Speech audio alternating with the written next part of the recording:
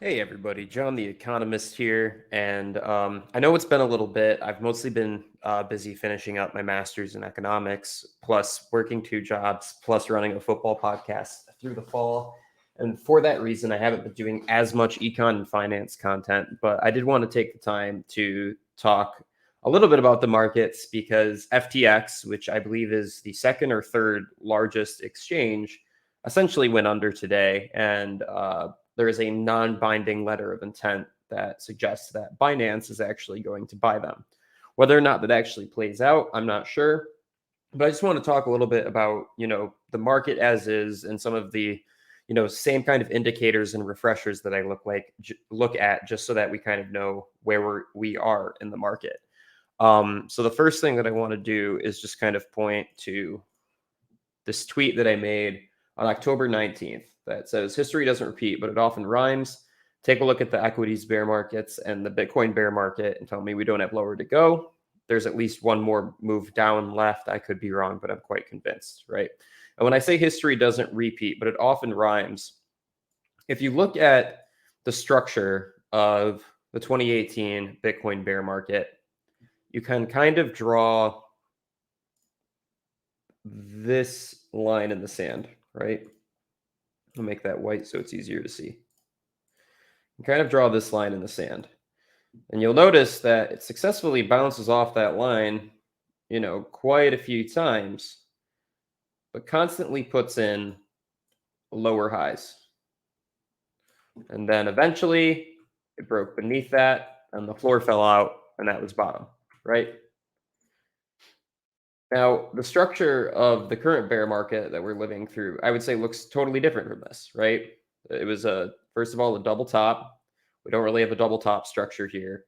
And it was more so double top, accumulation, drop, right? That doesn't look like this. This is just constant lower highs until the floor falls out and the bottom is in, right? See, very different bear market structure.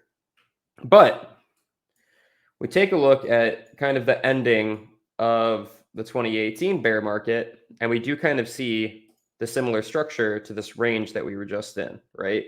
We dropped pretty steeply down, and then it was a high, and then hit a lower high, and then a lower high, and then eventually we're setting a new low, right? And I'll remove this bars pattern so you guys can see that, right?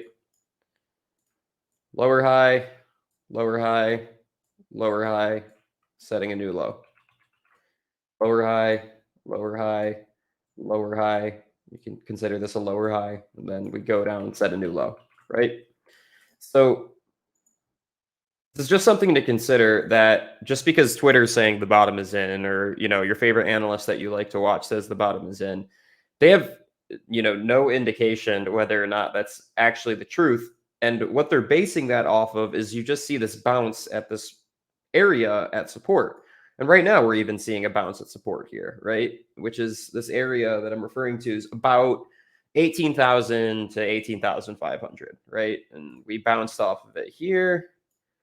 You can kind of consider this a bounce. We bounced off of it here. We bounced off of it here. And this time we fell straight through it because there was a lot of panic. But the funny thing is that we're actually about to close above it. There's about 49 minutes until the candle close happens. Got it. Yep, I get the magnet mode. Thank you, TradingView. My indication, though, is that a lot of the fear and panic about this FTX situation is just starting to settle in, right? I don't think most market participants fully understand what happens when an insolvent exchange that had a bunch of leverage in the market and was actually acquiring a bunch of other exchanges that went bust 3 months ago for having too much leverage in the market, right? What that necessarily means to sort out what that looks like when a player like that goes down. It's going to add fear into the market. People don't know how this entire debt situation is. People might not be able to withdraw their money. We've already seen this with Celsius, 3 Arrows Capital, Voyager, list goes on, right? It's all of these exchanges that aren't keeping proper balance sheets, that are making poor decisions with their money. And just because they're businesses and they have billions of dollars of funding and stuff like that, doesn't mean that they can't make horrible decisions that eventually bring down their valuations or make them bankrupt, like we're seeing right now, or insolvent. So I think that this, and I could be wrong here, I don't think that this 18,000 level is necessarily going to hold. I think this is the first drop, and I think that, we might have lower to go. How much lower? I'm not sure, but I did feel like we needed at least one more move down, and now we kind of got that last move down, right? And assuming there isn't any other absolute catastrophic failures, like, the war situation worsening, blah, blah, blah, blah. I think that this last move down in the range that we occupy is likely to be the actual last move down. Now, why do I say that? Well, there's three things that we've been keeping an eye on this channel, right? Been keeping an eye on the federal funds rate, the Federal Reserve, been keeping an eye on inflation, which is the main reason why we're keeping an eye on interest rates, the federal funds rates, because they are going to keep raising that rate until inflation is adequately come down. And then we're looking at the United States dollar currency index. So those are the three things that we've been looking at to say, once these metrics start turning the other way, we can safely kind of say that you should start entering the market, not financial advice. You could start entering the market and accumulating, getting ready for that next bull run, right? So let's take a look at these metrics. First one that I want to take a look at is the United States dollar currency index. Now, this has been on an absolute tear pretty much since the middle of 2021, and it's just done nothing but higher highs and higher lows.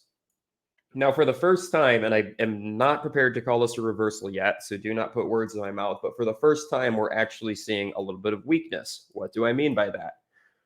Over the past month, we've seen both lower highs from this high and lower lows. And this is the first time that we've really seen lower highs and lower lows on the daily chart this significant since mid 2021. And I can kind of show what this entire chart looks like. And you guys can tell me if I'm wrong, right? Higher high, higher high, higher high, higher high, higher high, higher high, right? All the way up. And same thing with the lows, lower low, lower low, lower low, lower low, right? And this could still be potentially a lower low depending on what you call the low, right? If I meant to say higher lows for every single one of those, my apologies. Because if you consider this the low, then we're putting in a lower low right now. If you consider this the low, then we've yet to put in a lower low. We'd have to cross under 107.8 to put in a lower low, right? Personally, I'm kind of eyeing this area anyways, just to be extra safe, because like you're not going to be late to it, right? But there is absolutely potential, though, for the dollar to just kind of accumulate and head up, right? You can kind of consider this to be somewhat of a bull flag,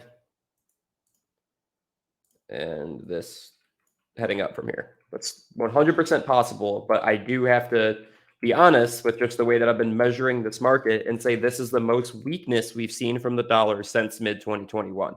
Again, that doesn't mean that we're entering a sustained downtrend. I have not made that assessment yet. I don't necessarily think that's for sure the case, but it's something to keep an eye on. Inflation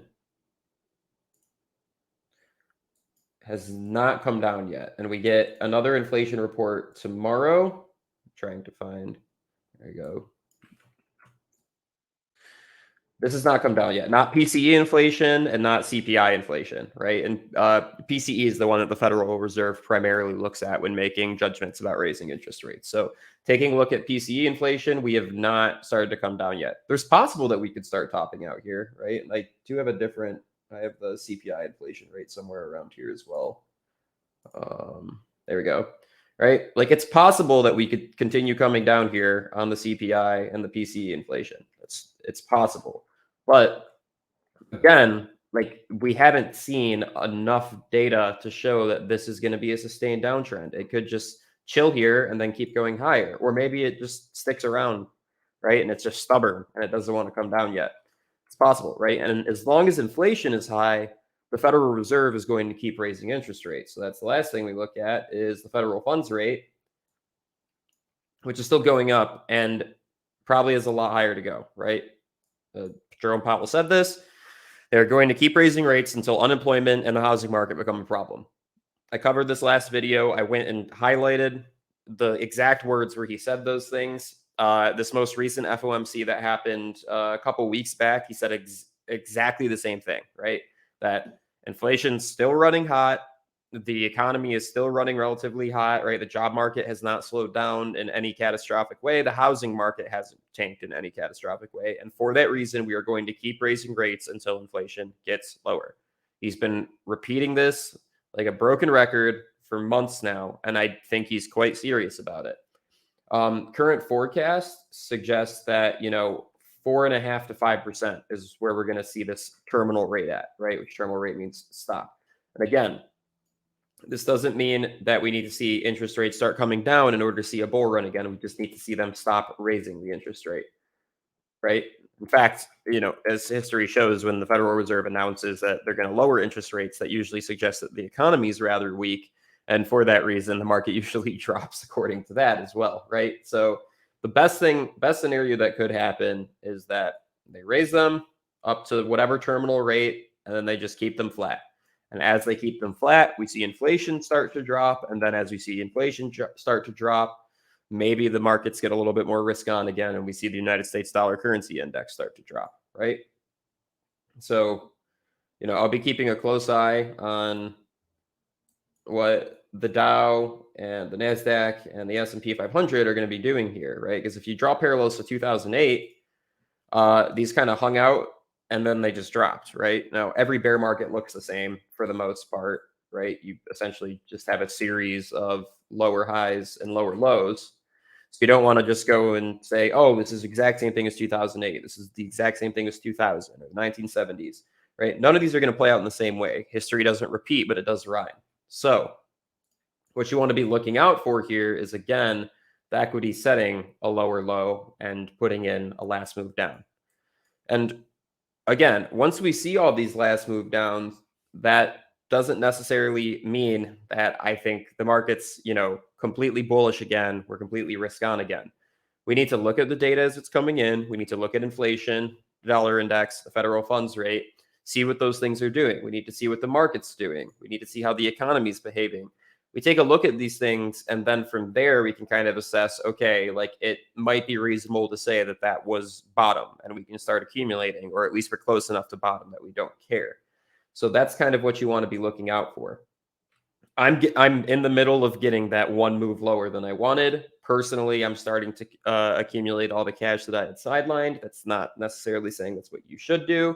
And I'm jumping the gun a little bit because the three indicators that I'm looking at right now haven't necessarily gone to the spot that I think they're going to go yet, right? But they might. They're showing the most weakness. They're showing the most, levels of potential reversal, with the exception of the federal funds rate that we've seen so far. So it's worth keeping an eye on. If inflation continues to come down, the United States dollar currency index continues to come down, and we might be in a position where we can accumulate for a bull run.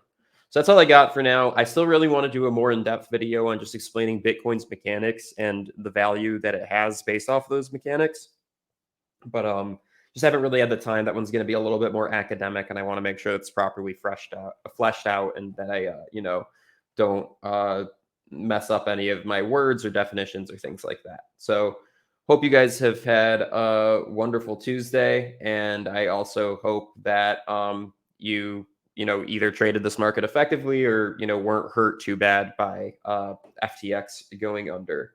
So that's all I have for now, and I will see you guys next time. Peace.